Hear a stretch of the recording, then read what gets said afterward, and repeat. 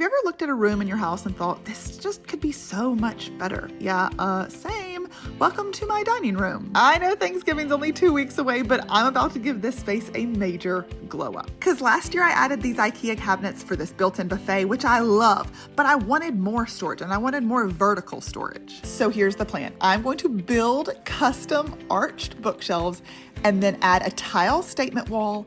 And guys, I think I'm going bold. And I need to build a new dining room table and of course some better lighting. Follow along to see if I can actually finish this before Thanksgiving or if I completely run out of time. It's day 2 of giving my dining room a glow up in 2 weeks, and today my husband and I teamed up to start building the bookshelves. And honestly, the hardest part wasn't cutting all the wood, it was figuring out how to space the shelves evenly without pulling our hair out. We went back and forth with measurements for way too long, but then we finally found this online shelf calculator, and wow, it saved us. If you are ever stumped, tools like that can seriously make your life easier. I'll link it in the comments. For the wood, we went with 3/4 inch cabinet grade plywood. It's sturdy and smooth and perfect for something like this. If you're looking for an easier option that you don't have to rip down with the table saw, you could also use 1x12 pine boards. They're a little bit more beginner friendly. After we triple checked that the shelves were evenly spaced, we assembled everything with wood glue and screws. Clamps are seriously your best friend when building something like this. They help keep everything lined up and sturdy while you work. I know it doesn't look like much now, but tomorrow I'll show you how to use edge banding to cover these raw plywood edges, and we're gonna stain this bookshelf so it looks like $1,000,000. So let me know, are you team build a bookshelf from scratch or are you team customize an IKEA one?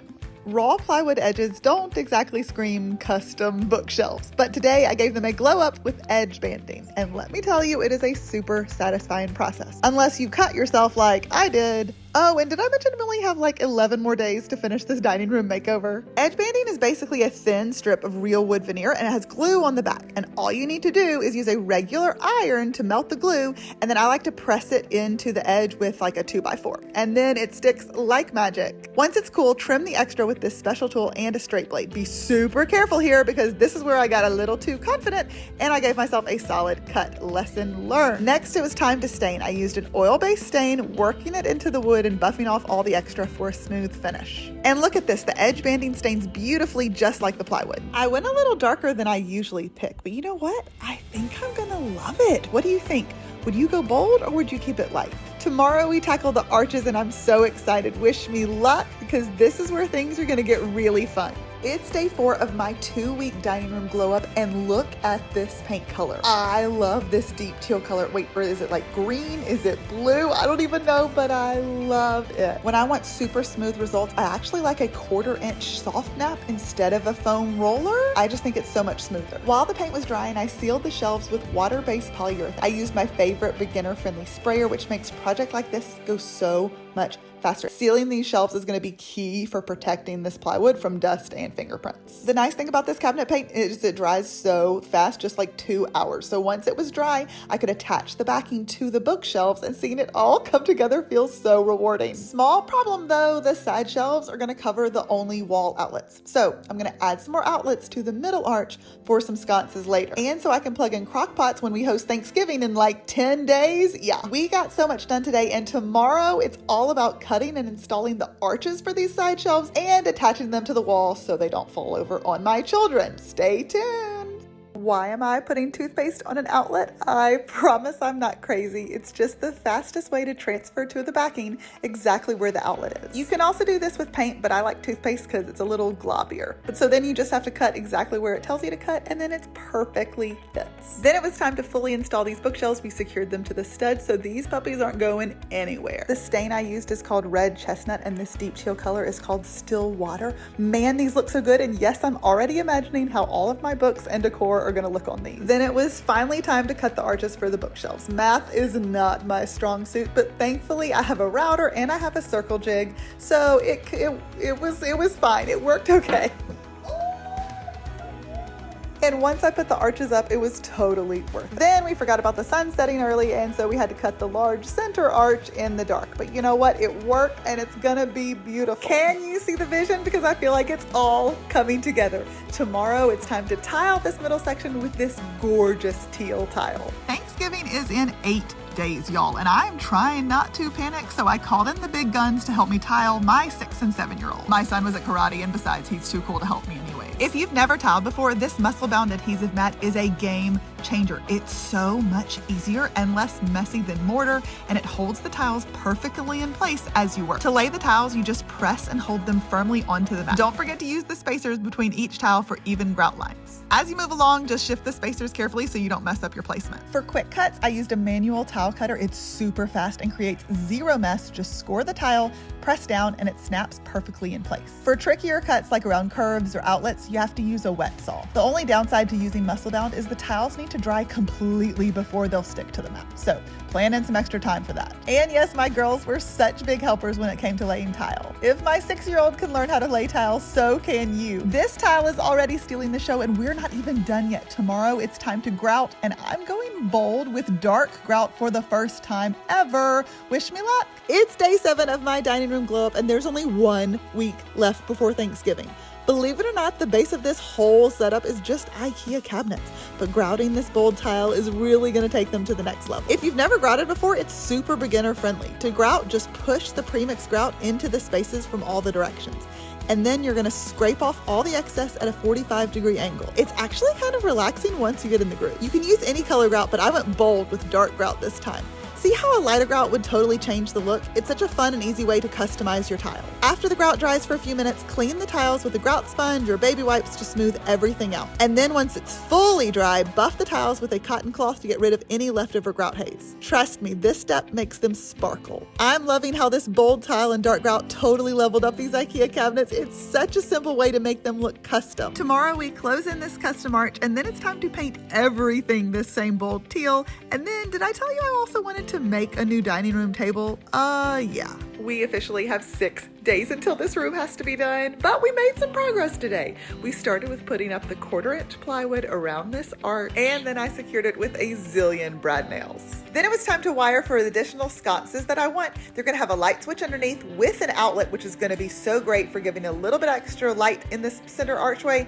Plus, we'll have outlets to plug in crock pot. I'm using 12-2 wire here because this is a 20-amp circuit. Then it was time for more 1/4-inch plywood on the sides. Don't worry, we're gonna cover these seams. It's all gonna blend in beautifully, and it's all going teal, including the lower cabinets. I promise it's gonna look amazing. Now, you know I wanted to build a custom table, but then I had the idea, what if I just reuse this pedestal base from my kitchen table and build a bigger, larger top out of this beautiful white oak that I got from the lumber yard? So we borrowed my brother's planer, and we planed all of this beautiful white oak to the same thickness. A planer is one of those tools that I rarely use, so it doesn't make sense to keep it in my garage, but man, I'm excited that my brother has one. Tomorrow we patch all the seams on the built-in wall, and we start assembling this tabletop, so stay tuned. It's day 9 of the dining room glow up, and today I patched all the seams on the built-in wall with joint compound and drywall tape. Some people might use wood filler or Bondo for something like this, but I like joint compound for large areas because it's super easy to sand perfectly smooth. This part is so satisfying, but the key is to feather out the edges so you don't end up with any visible bumps once it's painted. I also wired in the new outlets that are half an outlet and half a light switch for the sconces that are going to be in the center arch. Having built-in lighting is really going to make a huge difference in this space. While the joint compound dries overnight, I started assembling my white oak tabletop.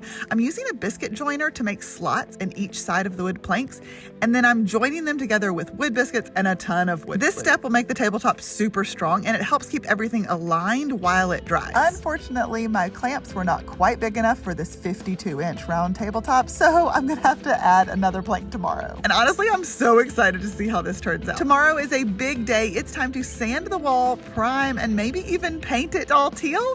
Let's see how much I can get done. Did you know that you can paint IKEA cabinets? These lower cabinets on my built-in are IKEA section cabinets, and with a little prep, you can make them look totally custom. You're gonna wanna start by scuff sanding them to help the primer stick, and then you're gonna need to use an oil-based primer, which is perfect for smooth surfaces like these cabinets. The best part, the primer dries super fast, so you can prime and top coat in the same day, a total game changer when you're on a deadline like I am. For spraying the cabinet doors, here's a little hack. I use a Lazy Susan from my pantry while spraying. It lets you rotate the doors easily and get even coverage without having to move them around. If you've ever struggled with spraying cabinet doors, this hack is a lifesaver. I also primed the entire built-in wall to prep for paint. Speaking of paint, how stunning is this color? The paint color is Sherwin-Williams Still Water, but I color matched it in Behr's cabinet and trim paint because I'm always at the Home Depot. The deep teal looks so rich against the tile, and it ties everything together beautifully. Tomorrow I'm diving back into the oak tabletop, and then we still have to switch out the overhead lights and obviously style and finish everything. Let's see if I can pull this off in time.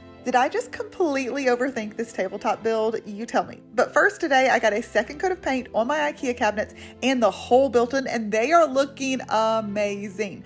Don't forget to strain your paint before starting because smooth finishes start with smooth paint. Then I moved on to my custom oak tabletop. So I wanted it to be thicker and like have a chunkier look. So I decided to add a dodecagon underneath it using scrap oak, which sounded simple enough in theory, but I quickly realized that angles are not my strong suit and some of them are, let's just say, a little creative. But here's the thing, it's going underneath so no one will see it. The dodecagon gives the table that chunky high-end look without the weight of a full extra layer of oak, and it's a great way to use up scraps. To wrap up today, I added flexible PVC trim to the built-in to hide any gaps, and I wired the new sconces for the arch. It is all coming together and the lighting's gonna make such a huge difference. So what do you think? Will the thicker base be worth it, or am I totally overthinking this?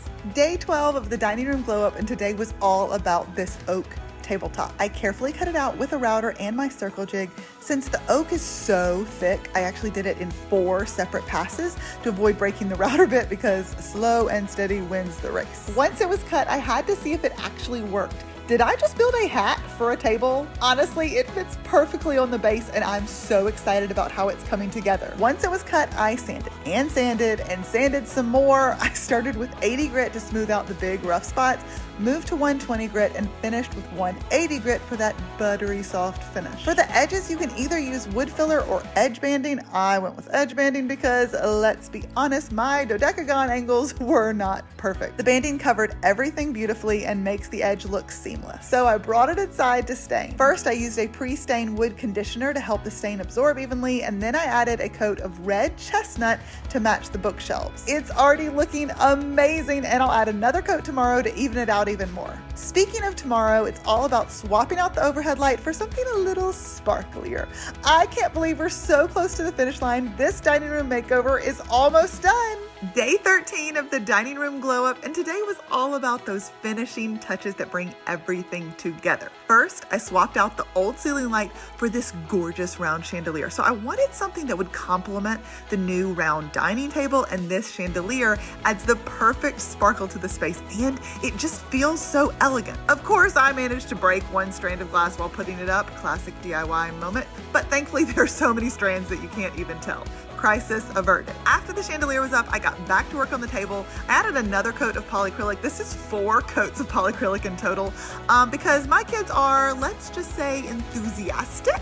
Tomorrow is the big reveal and I cannot wait to show you how this all came together. After 13 days of hard work, this dining room is finally ready to shine. Stay tuned.